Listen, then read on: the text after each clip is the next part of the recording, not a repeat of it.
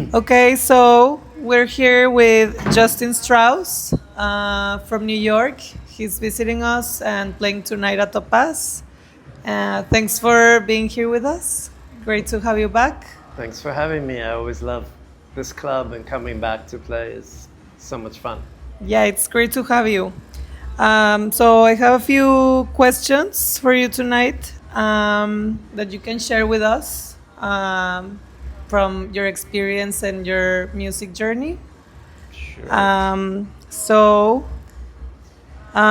You were born and raised in New York and collaborated with so many artists throughout the years. Is there a project or remix that changed your course of your sound unexpectedly? I wouldn't say just one thing. It's always been sort of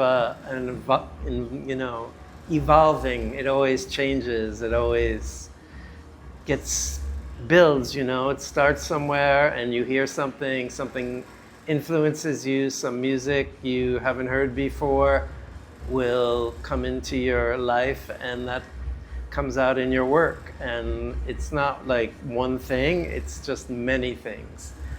I couldn't pinpoint one moment. Like, there's been so many amazing moments. Oh yeah, and especially you have been surrounded with music since an early age, right? Yeah, I was in a band and Milk and Cookies when I was very young as a teenager, and we made a record, and so that was a dream come true, and I never thought that that would happen, and when it did, then I just knew that this was going to be my life, one way or another. And when the band broke up, I started DJing and got into remixing, producing, working with so many artists that I love, and always, like I said, it's always evolving. It's never stagnating. It always moves, and that's the exciting thing about this job.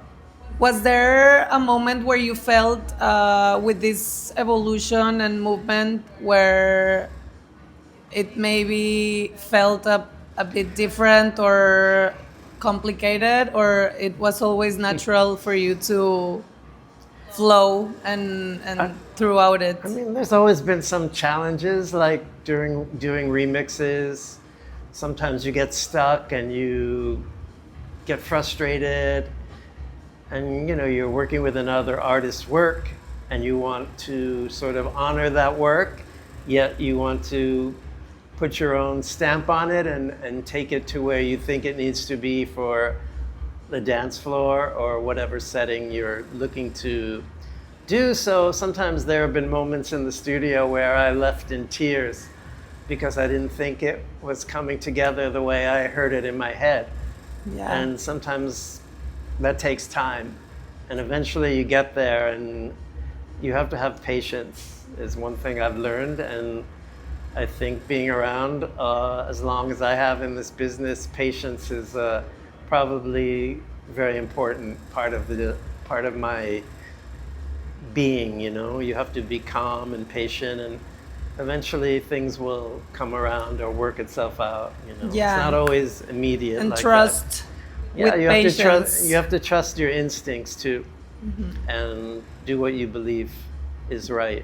Yeah, Sometimes I that really takes- admire that about you, because since I met you and heard your sets and your music and the music that you've been involved with, I do see this evolution, but with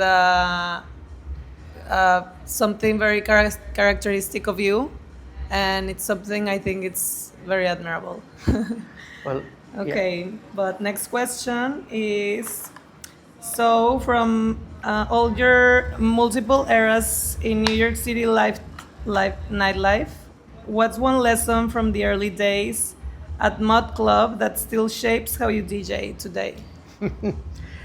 I had never DJ'd before my first DJ set ever. I never did that. I never had a DJ setup.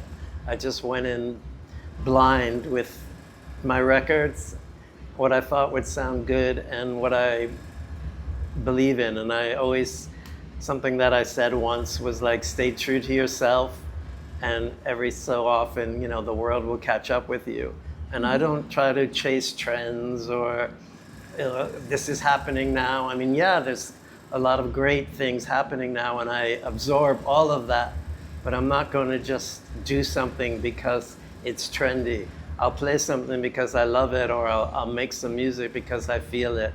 I'm not going to just do something because someone else is doing it and this will get me more bookings or something like that.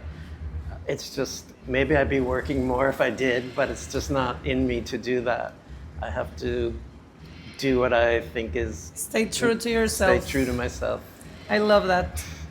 Okay, and nowadays, from the cities that you get to visit, which would you say still gives you old New York City, old school energy, like that kind of vibe? I would definitely say coming to Mexico has definitely brought that vibe back. When I first came to Mexico City, I felt that energy in that city. Oh, that really? was like, Wow. yeah, it really reminded me of New York in the 80s. It kind of was a little rough around the edges still, not so cleaned up like New York can be today. And it still had that energy of the young people, looking to do things. And, coming here to Monterey, I felt like really open playing at Topaz.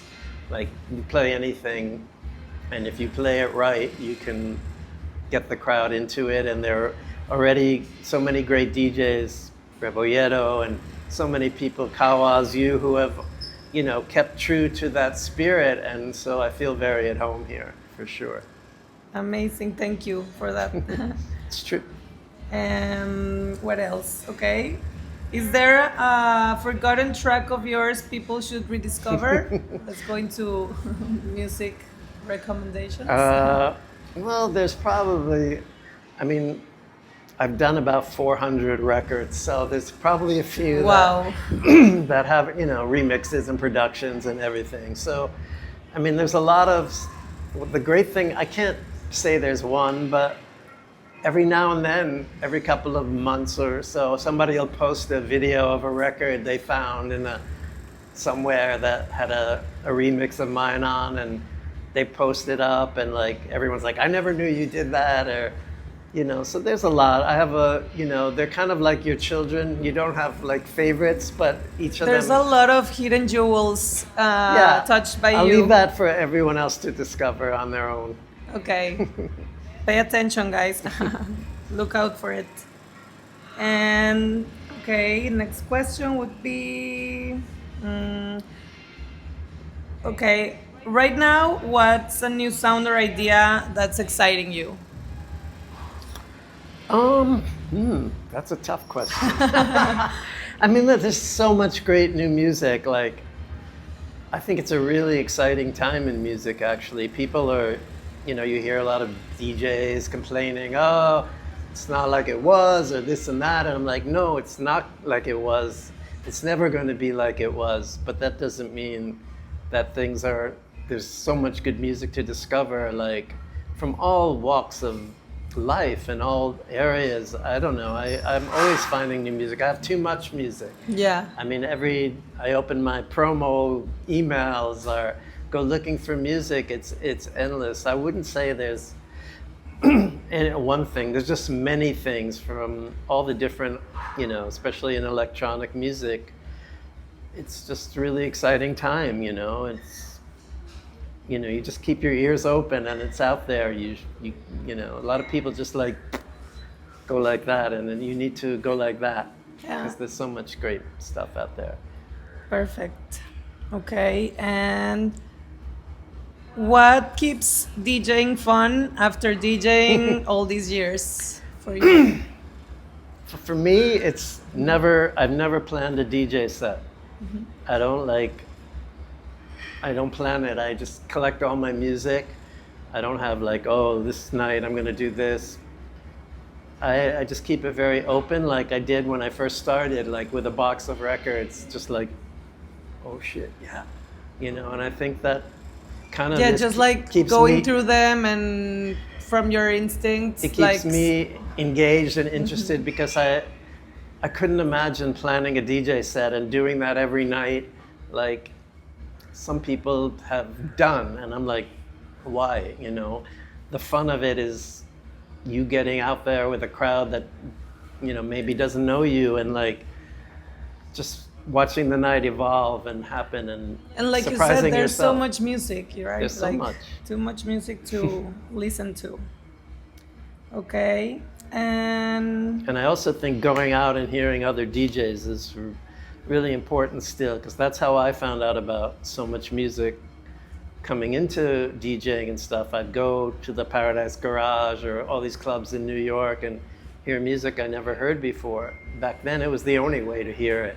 I mean, now there's many ways to listen to music through, you know, streaming and everything else. But yeah, I think going out to a club and getting lost in the night is still the best way to find new music. Yeah, there's nothing like the full experience of listening to the music at a club. Yeah.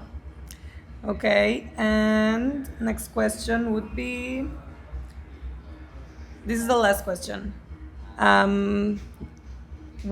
From all the years of your experience, what's a message or piece of wisdom you would like to share and pass on to aspiring DJs?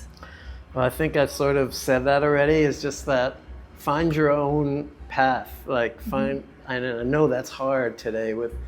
When I started, there wasn't so many DJs like there are now. Like everyone's a DJ, you know. We all know like 1,000 DJs.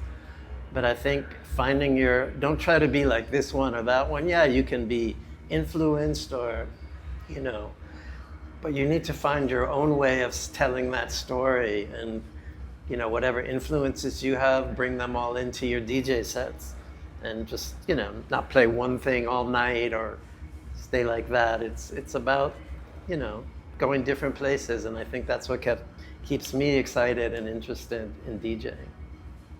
Perfect. Thank you so much, Justin. Thanks for having me, and I'm looking forward to tonight. Yeah, me too. It's gonna be a Topaz. great night. Thank you. Good questions. Yeah? Okay.